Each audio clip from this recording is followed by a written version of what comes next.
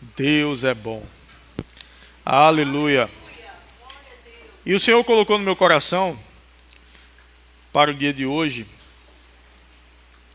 para esta tarde, uma palavra que está lá no Evangelho de Jesus, segundo escreveu Lucas, no capítulo 15.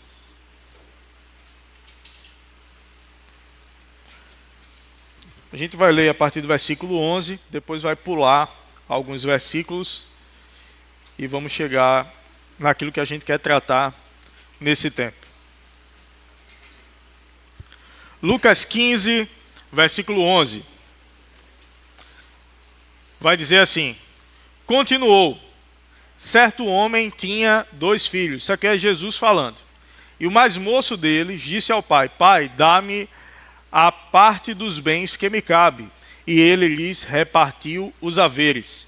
Passados muitos dias, o filho mais moço, ajuntando tudo o que era seu, partiu para uma terra distante e lá dissipou todos os seus bens, vivendo dissolutamente.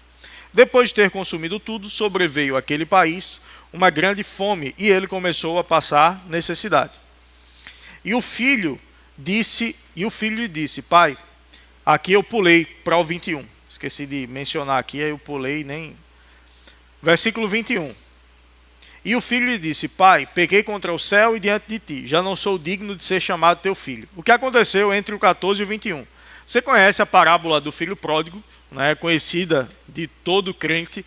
Um filho pede a herança do pai, vai embora, gasta de forma irresponsável, dissoluta aquele dinheiro, e depois ele se vê cuidando de porcos e querendo comer a comida dos porcos. Ele diz: rapaz, será que se eu voltar, o meu pai me aceita como um dos seus servos, como um dos seus funcionários? Porque os funcionários do meu pai vivem melhor do que eu aqui. Então, por mais que eu não volte como filho, mas se eu voltar como funcionário, eu já estou no lucro.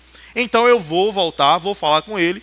E a história bíblica diz que enquanto o filho estava longe ainda, o pai o avistou e correu até ele, o trouxe, o deu novas vestes. E aqui no 21 ele diz: Pai, pequei contra o céu e diante de ti, já não sou digno de ser chamado teu filho. 22. O pai, porém, disse aos seus servos: trazei depressa a melhor roupa, vestiu, ponde-lhe um anel no dedo e sandálias nos pés. Trazei também e matai o novilho cevado. Comamos e regozijemo-nos, porque este filho estava morto e reviveu, estava perdido e foi achado. E começaram a regozijar-se. Ora, o filho mais velho, diga, o filho mais velho, estivera no começo e quando voltava. Ou seja, o filho mais velho estava quando o mais novo pediu as contas, pediu o dinheiro, pediu a parte dele, e estava quando ele voltou. Ao aproximar-se da casa, ouviu as músicas e as danças. Chamou um dos criados e perguntou-lhe que era aquilo. E ele informou: veio teu irmão e teu pai mandou matar o novilho cevado, porque o recuperou com saúde. Ele se indignou e não queria entrar. Saindo, porém, o pai procurava reconciliá-lo. Mas ele respondeu a seu pai: há tantos anos que te sirvo, sem jamais transgredir uma ordem tua, e nunca me destes um cabrito sequer para alegrar-me com os meus amigos. Vindo, porém, esse teu filho, que desperdiçou os teus bens com meretrizes, tu mandastes matar para ele o novilho cevado. Então lhe respondeu o pai: meu filho, tu sempre estás comigo, tudo que é meu é teu. Entretanto, era preciso que nos regozijássemos e nos alegrássemos, porque esse teu irmão estava morto e reviveu, estava perdido e foi achado.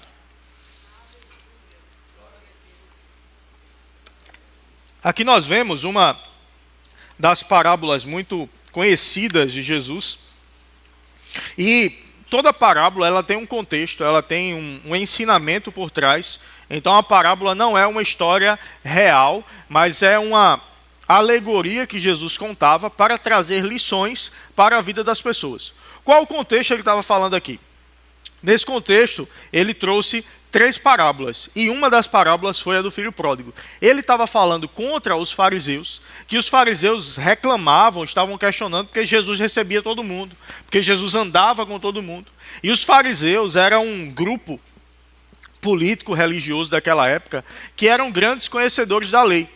Os fariseus, os saduceus eram grandes conhecedores da lei, e eles se achavam muitas vezes superiores aos demais.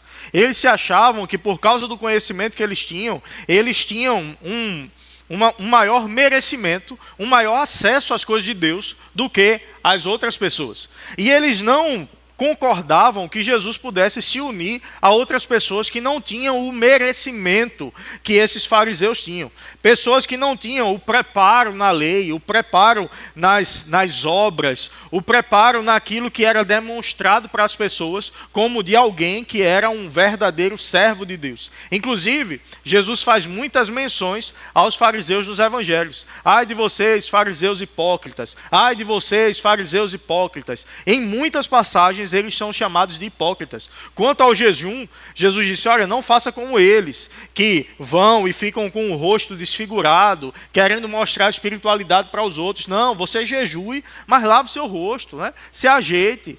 Era como se ele dissesse, não, escove seus dentes, não fique um mau hálito só para dizer que está em jejum, não.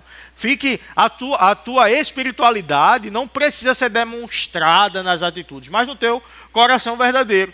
E nesse contexto, Jesus começa a contar essa parábola. E está certo a gente trazer várias lições sobre o amor de Deus, sobre aquele perdido, sobre o encontrar, sobre o buscar, sobre o restaurar. Tudo isso está correto. Mas o foco maior dessa parábola é sobre o filho mais velho. Não é sobre o filho mais novo que saiu e comeu e bebeu dissolutamente. É sobre o filho mais velho que reflete aqui os fariseus. Alguém que estava na casa, alguém que era da família, alguém que estava junto com o pai, mas que não desfrutava das coisas do pai por causa de uma mentalidade que não permitia que ele desfrutasse da verdadeira comunhão com o pai. E a gente vai refletir um pouco sobre isso nessa tarde e nessa noite, sobre o que Deus quer de nós como filhos. Nós entendemos a redenção, que é um resgate, que foi pago por um preço, o preço de sangue de Jesus. Nós estávamos perdidos, nós estávamos como escravos, nós fomos achados, fomos resgatados, fomos redimidos, fomos justificados. Não somos mais pecadores. Tem gente que diz que nós somos pecadores redimidos. Não, uma vez que nós fomos redimidos, nós deixamos de ser pecadores. Aí alguém diz, então você não peca? Não. Alguém que peca é diferente de alguém que vive na prática do pecado. Alguém que é dominado pelo pecado. Nós não somos dominados pelo pecado, nós não somos pecadores. Nós podemos pecar por um descuido, por um deslize, mas nós não somos pessoas que vivemos na prática do pecado. Porque se Cristo na cruz venceu o domínio do pecado sobre nossas vidas, logo não tem como nós vivermos debaixo do domínio do pecado. Mas o que eu quero trazer para nós nessa noite, nessa tarde, nessa noite, uma visão de que, não é o nosso merecimento, não é aquilo que a gente faz, que vai fazer a gente acessar algo do que Deus fez para nós, mas é a bondade dele, é o amor dele, é a redenção dele, é o que ele fez por nós, que deve mudar a nossa maneira de pensar e nos fazer acessar aquilo que é nosso por direito e por herança. Sendo que uma mentalidade religiosa, ela foi formada e muitas vezes, até dentro das igrejas, dizendo, você não é merecedor. Você é miserável. Você é pobre. Você é cego. Você é nu. Se através da pobreza dele nós nos tornamos ricos, por que nós somos pobres? Se ele venceu a maldição da lei que está lá em Deuteronômio, é morte, miséria e doença. Se ele venceu, como é que eu sou miserável, como é que eu sou pobre, como é que eu sou cego, como é que eu sou nu? Se ele venceu tudo isso por mim e me resgatou desse lugar. Se o lugar que eu estou é melhor do que o lugar onde nós estávamos no Éden. Espiritualmente nós estamos assentados com Cristo nas regiões celestiais, acima de todo principado, potestade, poder e domínio e de todo nome que se possa referir, não só no presente século, mas também no vindouro. Ele é o cabeça, nós somos o corpo dele aqui na terra. E se nós somos o corpo dele, nós fazemos parte do mesmo corpo. A cabeça não anda separada do corpo, é um só corpo. Nós somos um só com ele. Então nós precisamos renovar a nossa mente. Lá em Romanos 12:2 vai dizer que para experimentarmos a boa, agradável e perfeita vontade de Deus, precisamos renovar o nosso entendimento, renovar a nossa maneira de pensar, não nos amoldarmos a este século, mas mudarmos a nossa maneira de pensar. Ei, a igreja não foi chamada para andar como miserável sobre essa terra. A igreja foi chamada para andar em poder sobre esta terra. Ei, nós somos a igreja. A igreja não é o templo, a igreja somos nós, que reunidos somos a igreja. E o templo é o lugar que nós nos reunimos. É sagrado porque é santo, porque é para Deus. Mas não são as paredes que são sagradas, mas é esse encontro de santos que é sagrado. Então a igreja não é o templo que se levanta e sai poderosamente. Somos nós que quando acaba o culto, quando acaba essa reunião, a gente sai poderosamente lá para fora, para cumprir o que nós fomos chamados para cumprir, para fazer o que nós fomos chamados para fazer. Mas se eu não mudar a minha mentalidade, eu sempre vou ficar com a mentalidade de, porque para mim não dá. Porque parece que Deus não é bom o suficiente para mim. Porque eu acho que eu tenho que merecer o favor de Deus. Porque miserável homem que sou. Porque pobre de mim, coitado de mim. Porque eu não posso usufruir disso. O irmão chegou ontem na igreja, já recebeu promoção no trabalho. Eu estou aqui há tantos anos, eu faço tanta coisa para o Senhor e eu não recebi ainda a bênção que eu estou querendo.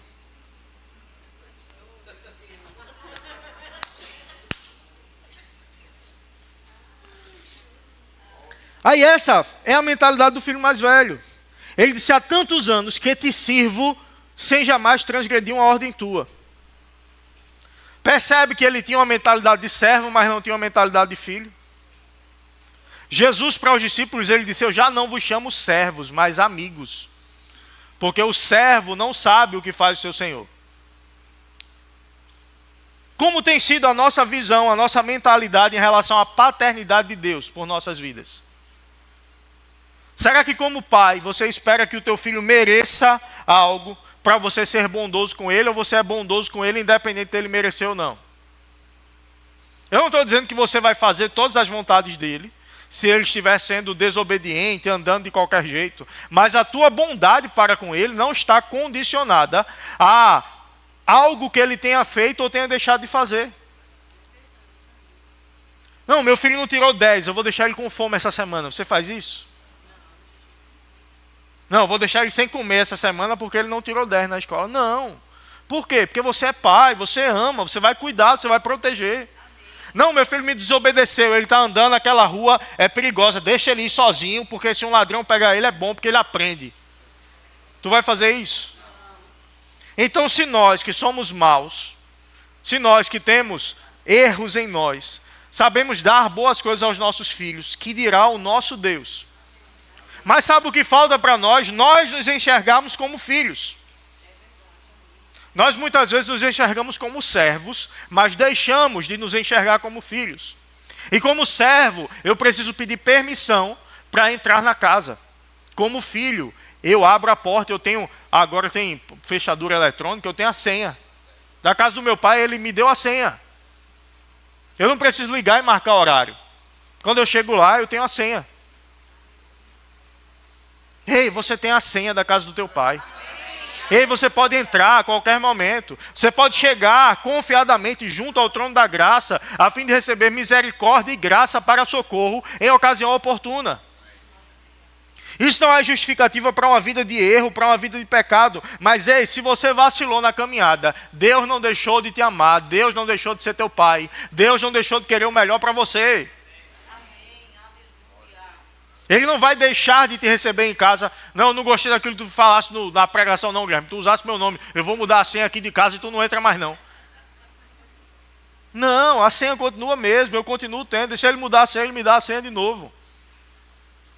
Quando eu estou na casa do meu pai, imagina eu chegar lá. Pai, eu posso abrir a geladeira? É um costume que brasileiro tem, pedir para abrir a geladeira. Em outros países a pessoa diz, tu já entrou na minha casa. Que sentido faz tu pedir para abrir a geladeira? O maior é estar dentro de casa. Em outros países não tem essa cultura de pedir para abrir a geladeira. A gente tem. Aí imagina, eu estou na casa do meu pai. Pai, eu quero beber água. Eu posso abrir a geladeira? Meu pai vai dizer, é o quê, menino? Ei, tu está na casa do teu pai. Ei, tu está diante do teu pai. Aí alguém cria algo, e é poderoso, ele é rei dos reis, ele é senhor dos senhores, ele é o exército, ele é o senhor dos exércitos, ele é o Deus todo-poderoso, ele é o criador dos céus e da terra. Eu não posso chegar de qualquer forma diante de alguém que é dessa forma, mas ei, ele é meu pai. Eu já trabalhei com grandes autoridades dentro do estado e também do país. E muitas vezes eu trabalhei com as famílias dessas autoridades e trabalho até hoje. Às vezes tendo contato com a família, levando alguém da família para algum lugar, fazendo a proteção de alguém da família também. E a gente trata a autoridade com o devido protocolo que se pede. Doutor, senhor, como quer que seja. Mas o filho chega, pai, isso e aquilo, pai. O filho não precisa marcar horário com o secretário para ir falar com o pai. Por quê? Porque ele é filho. Meu pai está aí? Tá, eu vou lá na sala dele. Não precisa, comunica ao meu pai, pergunta se ele pode me receber. Não, vai lá, bate na porta, entra. Bater na porta já é um protocolo porque está no trabalho. Entra. Por quê? Porque é teu pai. Mas tem muito crente deixando de receber aquilo que Deus tem para as suas vidas, porque o vê apenas como Senhor e não o vê como pai. Lá em Gálatas, no capítulo 4, versículo 1, vai dizer, digo, pois, que durante o tempo em que o herdeiro é menor, em nada difere do escravo, posto que ele é senhor de tudo, mas está sob tutores e curadores, até o tempo pré-determinado pelo pai. Versículo 3, Gálatas 4, 3. Assim também nós, quando éramos menores, estávamos servilmente sujeitos aos rudimentos do mundo. 4. Vindo, porém, à plenitude do tempo, Deus enviou o seu Filho, nascido de mulher, nascido sob a lei, para resgatar os que estavam sob a lei, a fim de que recebêssemos a adoção de filhos. E porque vós sois filhos, enviou Deus ao vosso coração, ao nosso coração, o Espírito do seu Filho que clama, Abba, Pai. Abba quer dizer Pai. De sorte que já não és escravo, porém filho, e sendo filho também herdeiro por Deus.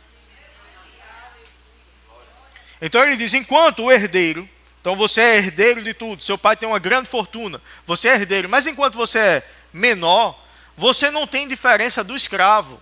Por quê? Porque você não administra as coisas. Você não pode mandar nas coisas porque você é menor. Tua mentalidade não está desenvolvida, você não tem maturidade suficiente para acessar e administrar as coisas do seu pai. Por quê? Porque é menino. Porque você é criança.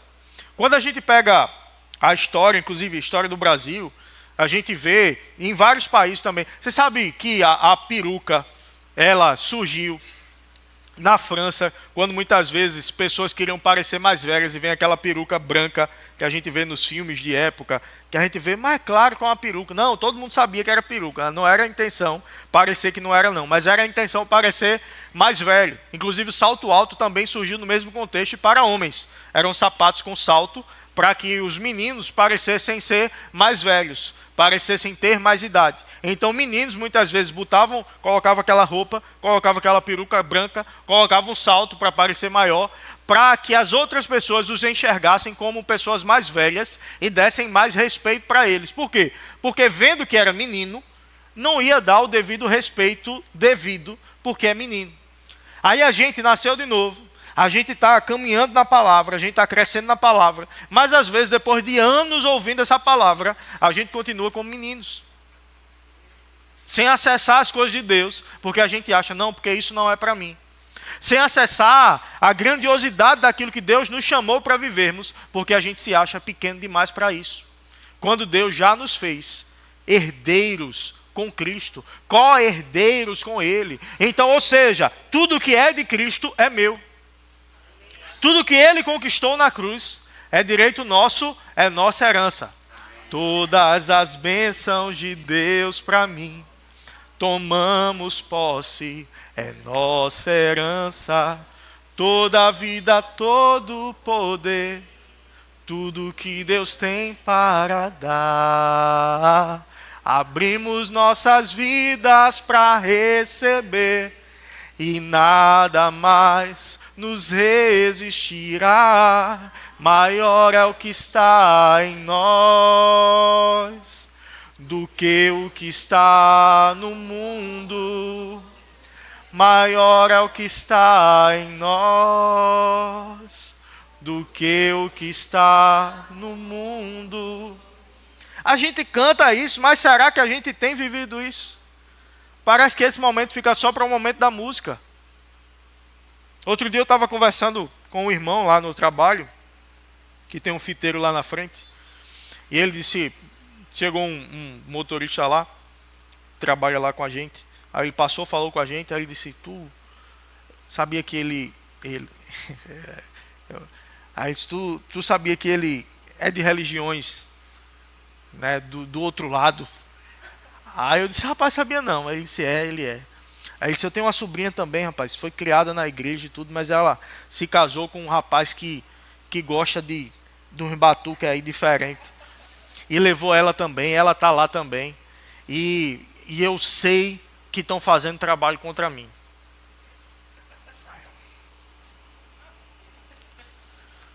Aí eu, por que o senhor sabe? Aí ele, não, porque tem umas coisas que vêm. Isso o crente de muito tempo. Ele. Aí eu disse, que coisa que vem, meu irmão? Aí ele, não, porque vem os problemas, eu sei que eles estão fazendo os trabalhos contra mim. Aí eu disse, então esses trabalhos que eles fazem contra o senhor, lhe atinge, é? Aí ele disse, não, é porque, né, acontecem umas coisas. Aí eu disse, é mesmo, né, é complicado, né, porque o Deus deles é maior do que o nosso, né? Então, de fato, é difícil pra gente, né? Ele, eita, irmão, né? Pelo amor de Deus, rapaz, o dia que eu tiver medo de macumba... Não porque botaram o teu nome na boca do sapo. Coitado do sapo, rapaz. Porque costura a boca do sapo, né? Coitado do sapo, porque costuraram a boca dele. Se só botar sem costurar, o sapo ia ser abençoado. Ia ser o sapo que ia mais comer mosquito. Por quê? Porque meu nome está lá, na boca dele. Meu irmão, eu vou ter medo do que está lá fora. Como se o que está lá fora fosse maior do que eu carrego por dentro. Só que às vezes a gente olha essas coisas e fica num conceito apenas abstrato para a gente. Não, porque maior é o que está em mim do que aquilo que está no mundo. Qual é o crente que não sabe disso? Todo crente sabe disso. Mas será que todo crente vive isso? Será que quando aparece um problema, eu paro e penso, maior é o que está em mim do que o que está nele? Será que quando alguém levanta-se para me perseguir no meu trabalho, na minha vizinhança, ou em qualquer lugar que seja, será que eu paro e penso, maior é o que está em mim do que o que está nele? Maior é o que está em mim do que o que vem contra mim? Porque, meu irmão, se eu estou no Senhor, eu não preciso temer o mal. Porque eu sei que o Senhor me guarda, eu sei que o Senhor me protege. Ei, o guarda de Israel é o teu pai. Ele não dorme, ele não cochila. Eita, o Senhor distraiu cuidando de outra pessoa. Aí, eita, isso aqui aconteceu agora. O que é que eu vou fazer? Eu distraí. Não. Ele está completamente focado em você. Completamente focado em todos os filhos. Ele não perde o controle daqueles que entregaram a vida para Ele. Então, ei, para que está fazendo força? Para que está tentando merecer as coisas de Deus? Se o meu mérito é baseado no mérito de Jesus. Uma vida de oração é muito importante. Uma vida de louvor é muito importante. Uma vida de adoração é muito importante. Mas não para merecer. É para me relacionar. A oração, ela é para me relacionar com o meu Pai. Não é para convencer o meu Pai de me fazer um bem que Ele já fez.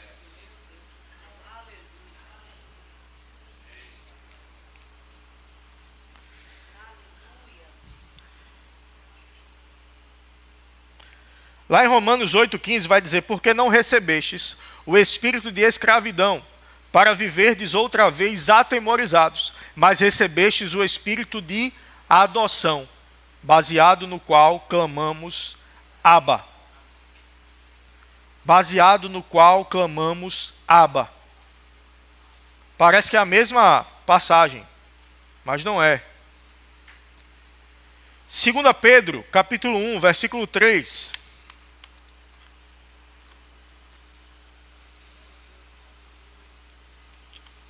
Vai dizer, visto como, pelo meu divino merecimento, nos têm sido doadas todas as coisas. É assim que está escrito aí na tua Bíblia? Tu não está nem abrindo a Bíblia? E se mudou o que está aí na tela? Visto como, pelo seu divino poder, nos têm sido doadas todas as coisas que conduzem à vida e à piedade, pelo conhecimento completo daquele que nos chamou para a sua própria glória e virtude, pelas quais nos têm sido doadas as suas preciosas e muito grandes promessas, para que por elas vos torneis coparticipantes da natureza divina, livrando-vos da corrupção das paixões que há no mundo. Ou seja, pelo divino poder dele, nos têm sido doadas todas as coisas. Ou seja, não é pelo meu merecimento, é pelo divino poder dele. Não é que eu faço alguma coisa e eu compro. Não, as coisas são doadas por ele. Você percebe que doação é diferente de compra? Para comprar, você trabalha, você recebe um salário, você tem um dinheiro que você recebe por causa do trabalho, você vai com aquele dinheiro e compra algo. Mas você já recebeu alguma doação? E você já viu que às vezes a gente, para receber alguma coisa, a gente fica cheio de dedo? Não precisa não. Não, olha. Não, olha. Ei, meu irmão. A gente fica com a mentalidade de eu preciso merecer para receber. Como eu não trabalhei, logo eu não mereço receber isso, porque foi o trabalho de outra pessoa. Porque não tem almoço grátis, alguém está pagando. Se tu está recebendo uma doação, alguém pagou aquela doação. É doação para você, para outra pessoa foi compra. Então outra pessoa comprou e me deu. Aí eu fico naquela, não, eu não precisa. É porque, por quê? É graça. Graça é favor imerecido. É simplesmente um favor. É simplesmente um presente. Alguém trabalhou e comprou aquilo ali e eu recebo de graça. Então, às vezes, a gente fica com dificuldade de receber as coisas. Ei, receba. Todas as coisas que Deus conquistou para você na cruz são direito seu, é direito nosso, é nossa herança. E para que alguém receba uma herança, alguém precisou morrer. E ele morreu. E ressuscitou. E criou uma conta conjunta entre nós e ele. Sabe a conta conjunta que os dois podem sacar? Pronto, só que a gente não depositou nada. Ele depositou tudo, mas ele deu a gente o direito de sacar. Ei, será que não é tempo de sacar algumas bênçãos que já foram providenciadas para a tua vida nas regiões celestiais? Será que não está na hora de usarmos a nossa fé, de sermos mais ousados para recebermos de Deus aquilo que é direito nosso, que é nossa herança?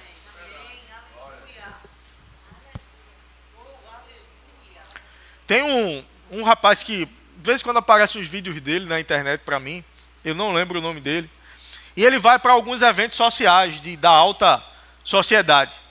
E ele finge que é uma grande autoridade lá. E ele chega filmando, né? Olá, eu sou fulano de não sei o quê, porque sempre tem... Quem é de família, né, importante, sempre usa o sobrenome, né? Porque o sobrenome é o que mostra a origem da pessoa. Aí, boa tarde, eu sou Henrique Gouveia. Henrique Gouveia, tu imagina o quê? Tu imagina alguém, né, de autoridade, alguém da alta sociedade. Ele chega, por exemplo, sou Henrique Gouveia. Eu vi um evento que estava tendo num centro de convenções grande, alguma coisa assim. Ele chega para os funcionários cheio de limitação. Não pode passar por aqui, e gente ali limitando o acesso. E ele chega e diz, eu sou fulano, eu sou o coordenador do evento. Aí a pessoa, pois não, doutor, está tudo certo aí? Está precisando de alguma coisa?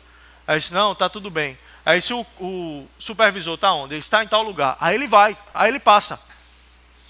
Aí chega para o supervisor, eu sou Henrique Gouveia, sou coordenador do evento. Vocês estão precisando de alguma coisa? Está tudo bem? Os convidados já chegaram. Aí a pessoa começa a prestar conta para ele. E é bem engraçado, o vídeo ele faz isso para brincar mesmo. É bem engraçado. Porque ele chegou numa obra da prefeitura, isolado, ele entra. Aí ele disse, eu sou o secretário de obras da prefeitura, fulano não sei o quê. Aí o cabo, pois não senhor, está tudo bem aqui na obra? Tá. Aí ele vai, entra, aí vai lá, comer com o pessoal que está trabalhando, vai, conversa com todo mundo, aí tem um chefão lá, ele chega e o chefão prestando conta para ele. Todo mundo prestando conta para ele. Por quê? Por causa da postura. O jeito como ele chega demonstra que ele tem autoridade, por mais que nesse caso seja falso. Mas sabe que quando as pessoas olham para alguém que tem autoridade, elas sabem que a pessoa se porta de uma maneira diferente. E aí a pessoa que está lá, o funcionário, chega o cara, Henrique Gouveia, eu sou o coordenador do evento.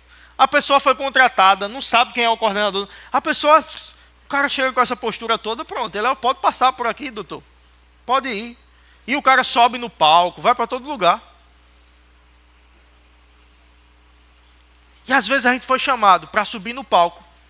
E a gente está ficando na última arquibancada. Porque a gente está achando que a gente não merece chegar lá. Só que a credencial da gente libera. Acesso livre, acesso liberado, área VIP liberada. E tu está querendo ficar lá no fundo. Quando Deus te chamou para estar lá no palco.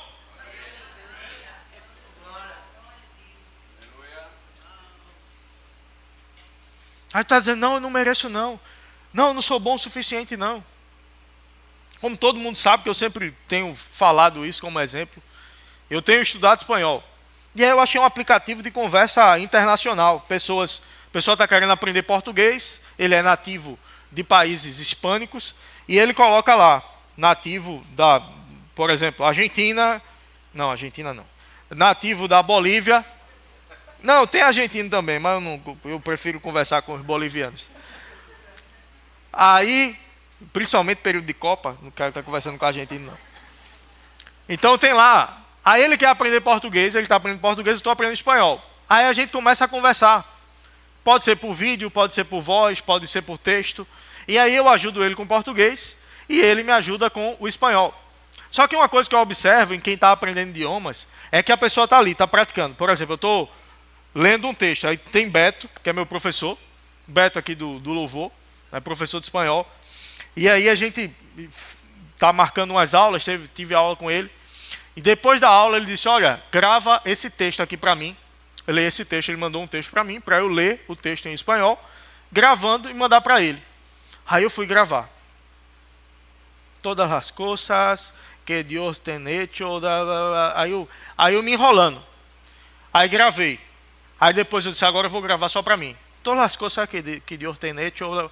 Outro nível, quando o mesmo texto. Mas quando eu gravei só para mim, aí o que é que eu fiz? Eu mandei o que eu gravei só para mim, eu mandei para ele. Porque quando eu sei, alguém vai olhar, aí eu fico intimidado. Alguém vai escutar, eu fico intimidado. Aí eu vou falar com o nativo, aí eu fico mais intimidado ainda, porque ele vai ver os erros em mim. Ei, meu irmão, ele está ali para ajudar. O nativo, ele gosta quando vê alguém se esforçando para falar no idioma dele. Quando a gente vê alguém, um americano, se esforçando para falar em português, a gente ajuda, a gente gosta do esforço que a pessoa tem. Mas quando é o contrário, a gente fica, sem querer fazer. Por quê? Intimidação.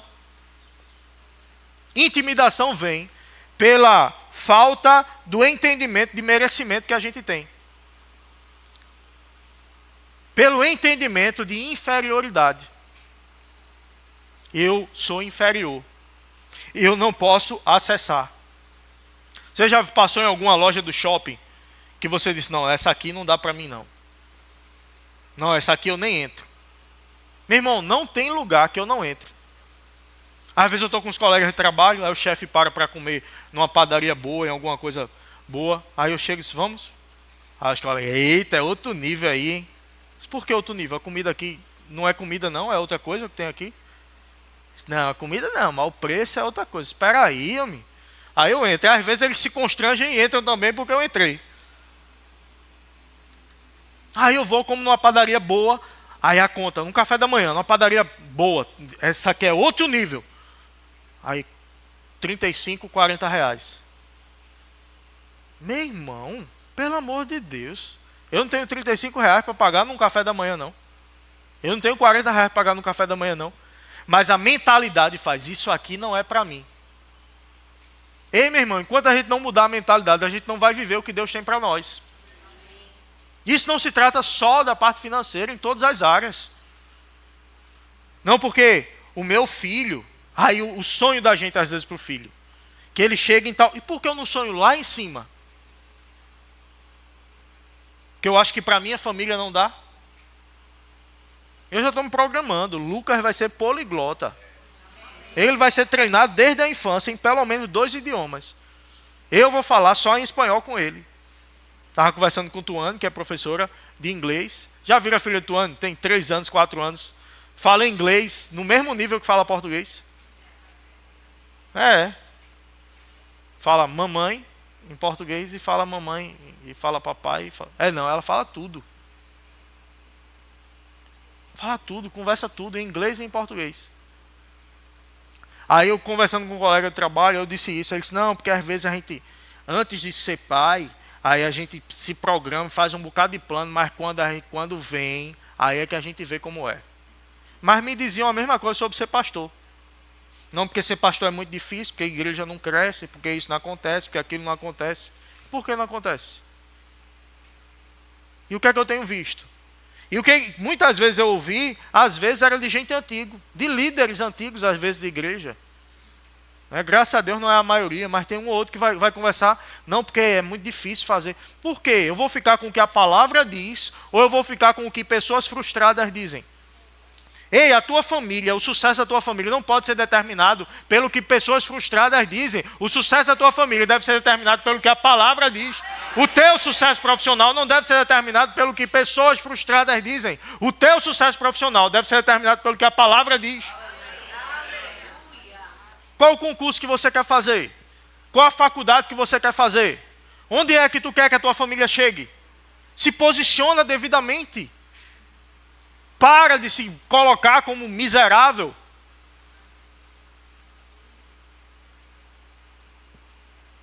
Não, eu amo você, viu? Não estou brabo, não.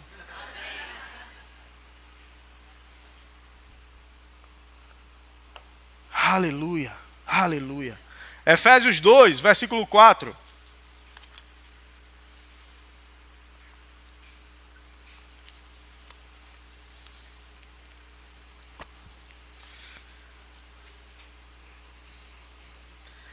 Vai dizer assim, Efésios 2, 4.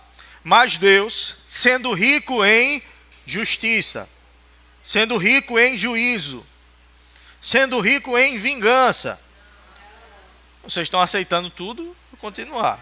Mas Deus, sendo rico em misericórdia, por causa do grande merecimento com que eu mereci.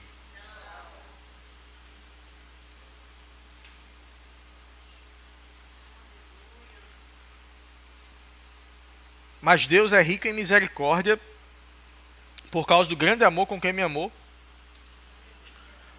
Mas assim, por causa do grande amor com quem Ele me amou, porque eu me converti.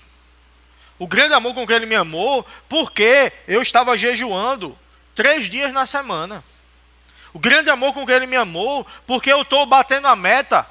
E tem um bocado que nem está batendo a meta de leitura da palavra, oração e jejum. Uma metazinha básica, 3 capítulos por dia. Aí não, é porque eu estou batendo todas as metas, todos os dias. Eu estou batendo a meta, então por causa disso, que é o grande amor com que Ele me amou. Versículo 5. E estando nós mortos em nossos delitos e pecados. Ou seja, o grande amor com que Ele me amou, o grupo de música pode vir, foi quando eu ainda estava morto nos delitos e pecados.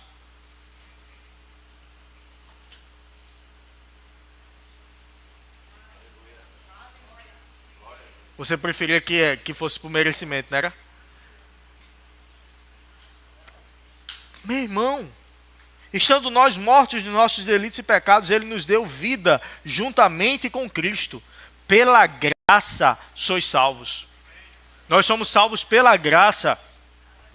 E juntamente com Ele nos ressuscitou e nos fez assentar nos lugares celestiais em Cristo Jesus.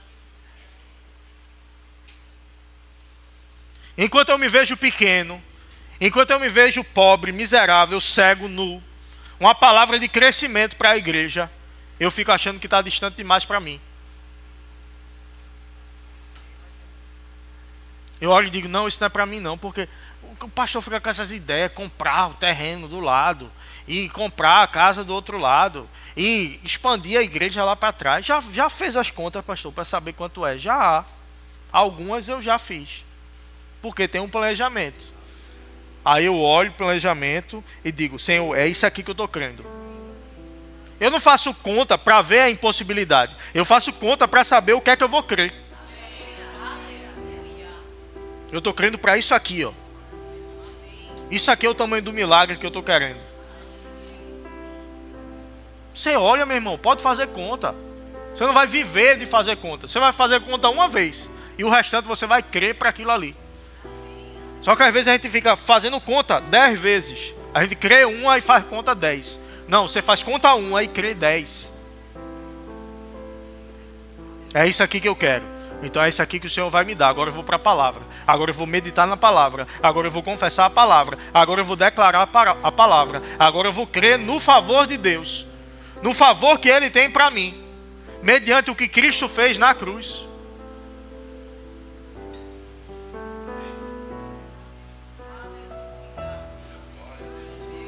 Deus está querendo mudar o patamar de pessoas aqui. Deus está querendo mudar o patamar de famílias aqui. Deus está querendo levar pessoas para outro nível. Mas para eu chegar em outro nível, primeiro eu tenho que mudar a minha mentalidade. Quando eu mudo a minha mentalidade, eu mudo a minha atitude. Quando eu mudo a minha atitude, eu mudo meus resultados. Como é que eu mudo a minha mentalidade? Me enchendo da palavra. A fé vem por onde? Pelo ouvir, o ouvir da palavra de Deus. Ou dependendo da versão, a fé vem pela pregação, e a pregação da palavra de Deus. Então leio. Quais são os capítulos de hoje? Esses dias, com os jovens, a gente está trabalhando Efésios, em 3 versões diferentes. Então eu leio Efésios 1, 3 vezes em versões diferentes. Ah não, pastor, 3 vezes a mesma coisa. Deixa eu ir para outra. Podia ser um versículo 50 vezes. Até aquilo saltar dentro de mim como rema, como verdade revelada para mim. Ei, uau, é isso que Deus tem para mim. Ei, é isso que eu vou viver. Eu fui trabalhar em Brasília. Aí eu pegava um Uber para ir para o lugar de trabalho, depois pegava um Uber para voltar e ficava uma viatura lá, descaracterizada. Eu pegava a viatura, saía com o chefe, depois guardava a viatura e ia embora para casa de Uber. Aí eu disse, por que eu não vou com a viatura? Se eu posso, é legal isso aí, faz parte do deslocamento do trabalho. E eu estava à disposição a qualquer hora que tivesse uma necessidade. Eu ia ter que ir para o trabalho, pegar a viatura para ir buscar o chefe e resolver as coisas. Se eu tiver com a viatura é mais rápido. Aí eu passava pela viatura. Era um estacionamento em Brasília, quem conhece sabe que Brasília, aqui está o prédio. Pronto, o prédio está aqui. Para eu chegar na rua, eu ando uns 300 metros para chegar na rua. Aí estacionamento bem grande. Aí eu, no estacionamento, o caminho aqui, o carro lá embaixo. Aí eu ia no carro. Aí eu dizia, se prepare que você vai começar a ir para casa comigo. Aí ia-me embora. Ainda bem que ninguém ouvia, né? Sou doido. Aí eu fui para casa de ônibus. Teve uma vez que eu fui para casa de ônibus. Aí eu pegava um ônibus, descia num lugar lá, perto de um shopping. Aí pegava outro ônibus para ir para o lugar onde eu ia. Aí eu estava encostado na parede, esperando outro ônibus. Aí passa um cara todo mal encarado. Aí olhou para mim. Aí eu fiquei olhando para ele também. Aí ele voltou-se. O que foi? Eu disse, pronto. O que foi o quê? Por que tá olhando para mim? Eu disse, porque tu tá olhando para mim. Aí ele te liga, vixe, não sei o quê. Aí eu disse, mas não é fogo, bicho. Eu digo, não é o cão atentando mesmo. Não é o diabo atentando mesmo. Aí ele foi-se embora. Aí eu fiquei, mas não é fogo. Eu não vou de ônibus mais não, velho. Eu não nasci para estar andando de ônibus não. Tem gente que tá ficando com raiva de mim. Fico com raiva não. Com raiva. Oxi, então eu fui. Eu ando todo dia. Oxi, você que tá dizendo que você é. Para quem está achando que eu nasci em berço de ouro, eu peguei muito ônibus. E eu era extremamente tímido. Eu me lembro de uma situação que eu estudava no Senai Santa Amaro, morava em Moreno, pegava Moreno de Jaboatão, lotado, de manhã. Pegava Jaboatão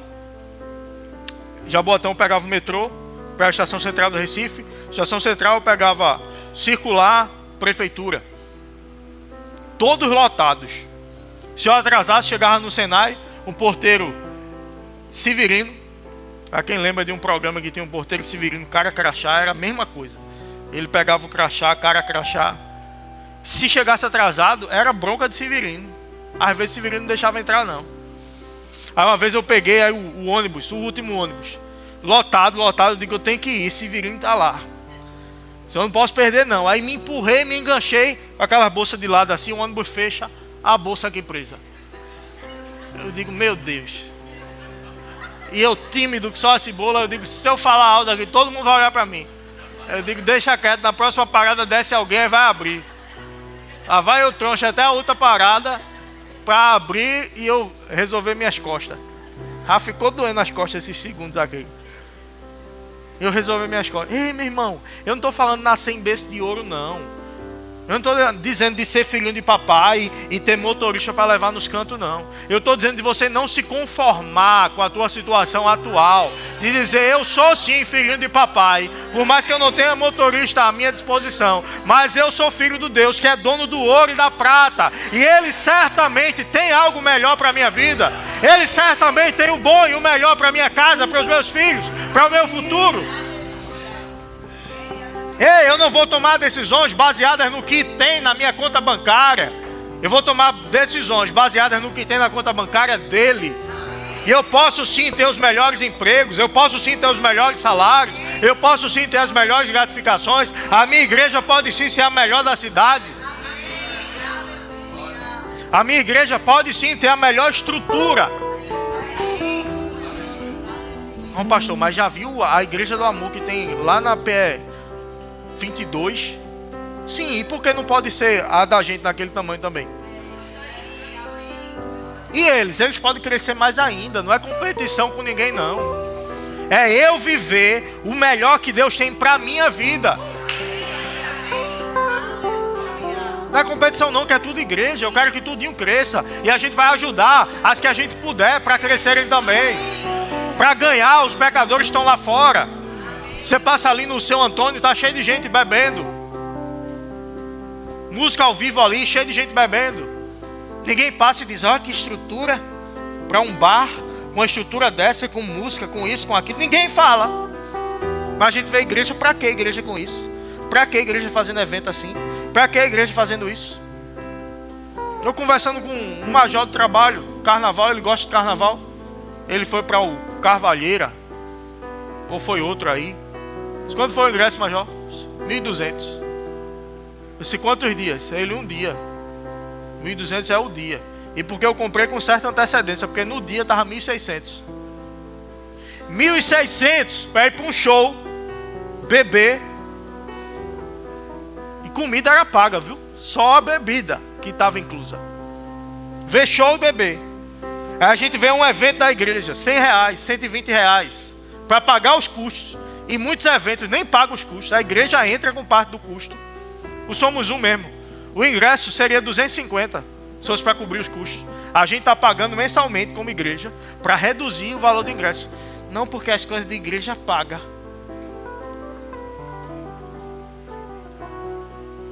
Ei, expanda a tua mentalidade, que Deus vai fazer grandes coisas nesse lugar. Para tu não se assustar, para que esses telões todos, para que esse som todo, para que esse aquário na bateria, para prender o baterista. Mas o baterista é uma benção. Lucas, o nome do meu filho, vê? Aqui é diferente. Cheguei no Verbo da Vida, Verbo Zona Norte. Aí começou a falar do Rema, não sei o que. Daqui a pouco o pastor, vou chamar o diretor do Rema. Quando vem o diretor, o baterista. Eu disse, o baterista é o diretor do Rema. Rapaz, essa igreja é diferente mesmo, viu? Baterista no Verbo da Vida é espiritual, rapaz. Baterista é... Pra quem é envolvido com música sabe que tem muito meme de baterista, né? Aqui não tem não. Aqui baterista é rochedo. vi o baterista dizendo: ei, vocês dizem que eu não sei de Bíblia? Ei, e quando Noé abriu o mar vermelho? Foi aqui não. Ei, meu irmão, expande tua mentalidade. Deus vai fazer coisas poderosas nesse lugar, na tua vida, na tua casa, na tua família. Não foi em vão que Jesus pagou o preço. Jesus pagou o preço para nós vivermos tudo que Ele conquistou na cruz. Liberdade, saúde, prosperidade, paz no nosso lar. Quem sou eu para querer? Você é filho de Deus.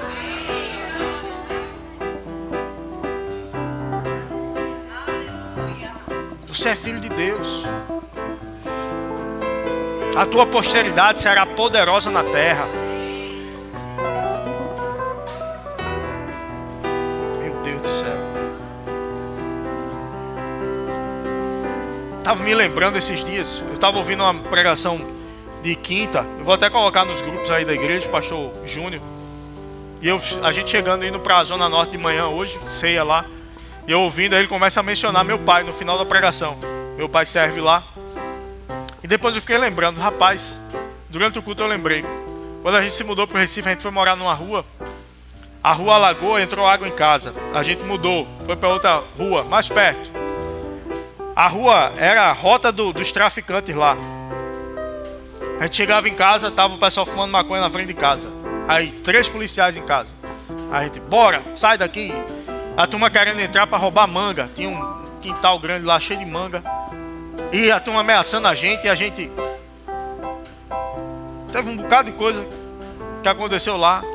Aí eu casei, a gente saiu. Aí meu pai foi morar em Jardim de São Paulo. Numa casa, uma senhora casa, com piscina. Eu disse, rapaz, agora. Era para ele ter ido morar antes. Quando eu estava ainda, depois que eu casei. Aí foi avançando. Eu disse, rapaz, que mudança de vida. Que mudança de vida Deus proporcionou. A gente olhava como criança por muito tempo. O sonho era ter um carro. Depois o sonho era ter uma casa de praia alugada que a gente pudesse ir de vez em quando. Quando a gente vê os sonhos que a gente tem hoje, como mudaram. Então, ei, não importa, meu irmão, a história da tua família. Importa o que Deus pode fazer por você. O que é que tu acha que Deus pode fazer por você esse ano ainda? Sabe o que é que eu percebo Deus nos levando? Sabe o que é que eu percebo Deus falando através de mim? Talvez eu não esteja conseguindo transmitir isso da melhor forma possível. Você precisa aumentar a tua expectativa no que Ele pode fazer pela tua vida. Tua expectativa está muito baixa. Pode ter gente que está com a expectativa alta, mas de uma maneira geral, a nossa expectativa está baixa.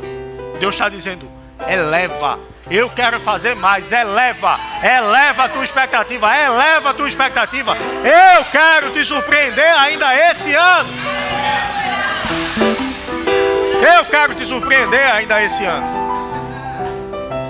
O que é que tu acha que eu posso fazer pela tua vida ainda esse ano? O povo de Israel no meio do deserto. A gente não quer esse maná, rei, todo dia esse maná. A gente quer comer carne.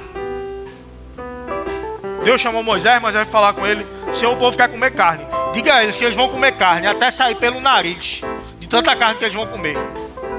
Aí Moisés disse, Senhor, vê só. O Senhor daí de cima consegue ver a quantidade de gente que tem aqui. Onde é que a gente ia arrumar boi suficiente para fazer churrasco para esse povo todo? Aí Deus disse, acaso a minha mão está encolhida para eu não poder fazer? Observe e veja se eu vou ou não cumprir a minha palavra. E começou a chover aves do céu. E a Bíblia diz que tinha cerca de 2 côvados de ave empilhada. 2 côvados, cerca de 1 metro. Imagina, 1 metro de ave empilhada. Será que dá para fazer churrasco? Deus pode fazer cair do céu a tua provisão. Deus pode fazer surgir de onde Ele quiser a tua provisão. Recurso tem no mundo. Recurso tem. Abundante. Não falta recurso. Pode estar faltando na vida de alguém, mas está disponível. Será que não chegou a hora de eu sacar se está disponível? Se o meu pai é o dono? Para alguns aqui, um rompimento bom. Vai num restaurante que tu nunca foi. Estou dizendo para você ser irresponsável com dinheiro que você não tem, não. Mas se você tiver o suficiente para passar no cartão, se der, se as contas estão pagas, dá direitinho, passar no cartão um jantar no restaurante. Dia dos namorados vai chegar, pega a tua mulher, vai para um restaurante que vocês nunca foram. Vai lá, senta lá e finge costume. Finge costume. Faz que nem o cara lá. Esse restaurante aqui. O que é que vocês têm aí no cardápio? Um pouco simples o cardápio, né? Vai lá e pede. Ah, pastor, eu não acho isso espiritual, não. O problema é seu. Então foi muito duro agora, não foi? Não, querido, veja bem. É porque a tua mudança de mentalidade nisso vai refletir em todas as outras áreas da tua vida. E isso é espiritualidade também. Melhorou agora, não foi? Vai lá, fiz costume. Mas deixa eu dizer pra você, vai doer, viu? Já doeu em mim, já. Esse ambiente parece que não é pra mim, não. Rapaz, eu tô fingindo. A síndrome do impostor. Rapaz, tem nada a ver comigo. Eu tô fingindo que eu tô aqui. Olha, que besteira, eu fui seguir o pastor. Invenção, vim pra cá. O pastor fica empolgado, eu empolgo também, vim pra cá. Não, fiz costume. Vai doer, umas 3 vezes vai doer. Na 4ª tu já chega, já conhece o nome do garçom. Bota uma roupa arrumadinha, vai. Começa a mudar tua mentalidade de acesso. Aí a tua fé vai, ó. A fé é um músculo que tem que ser trabalhado. E com acesso a gente trabalha a musculatura da fé. Você não é coitado, você é filho. Existe um favor sobre a tua vida, fica de pé.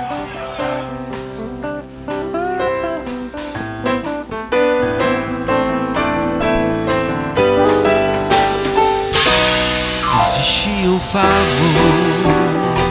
que me acompanha todo dia. Por onde eu passo eu atraio todas as coisas que eu preciso. Existe um favor que abre as portas do impossível e traz respostas de lugares de onde eu nem imagino. Eu chegarei em lugares que ninguém jamais chegou, pisarei em terras que ninguém jamais pisou, por causa do favor de Deus. Eu chegarei em lugares que ninguém pisarei, que ninguém jamais chegou, por causa do favor de Deus. Eu sou abençoado ao sair, abençoado ao entrar, e por onde eu passar, abençoado eu sou. Abençoado ao sair, abençoado ao entrar, e por onde eu passar, abençoado eu sou. Abençoado ao sair.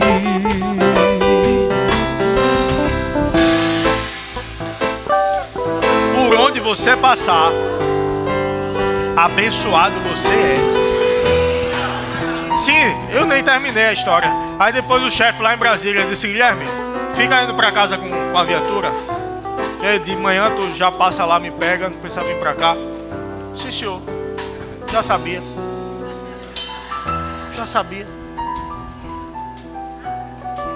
Pois eu confesso, eu trabalho nos melhores lugares, recebo as melhores gratificações. Aí depois chega o convite, a ligação. E eu me lembro um dia apertado financeiramente, crendo. Peguei, raspei o tacho, fui para uma pousada. Rapaz, não faz sentido. Foi a direção que eu tive, eu estava muito pressionado. Uma pousada, Tô na pousada, na piscina. O telefone toca. Aí a Adriana, amor, é o secretário de Defesa Social do Estado, ligando pra mim. Eu trabalhava com ele. Só te indiquei pra ir pra tal lugar. O lugar onde ia dobrar meu salário. Aí eu, sim senhor, chefe.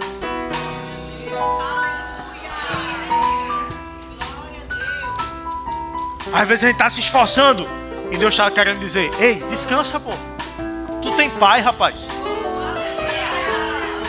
Tu tem pai. Tu tá pensando que tu tá sozinho no mundo? Tu tem pai. Descansa. Às vezes a gente tá se esforçando para merecer. Deus está querendo que a gente se esforce para descansar.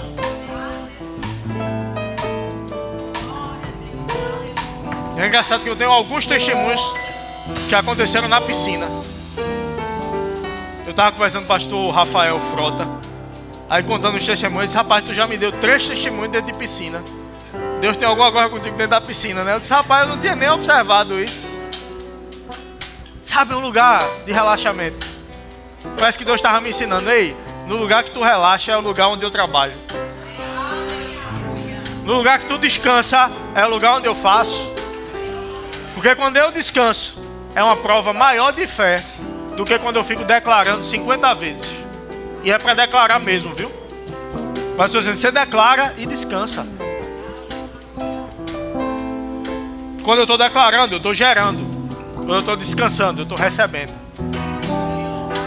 Você não trabalha e depois você recebe um salário, pronto, você está declarando, você está trabalhando. Quando é que eu vou receber? Quando você vai para a piscina. É o momento que o dinheiro entra na tua conta. É o momento que a ligação chega.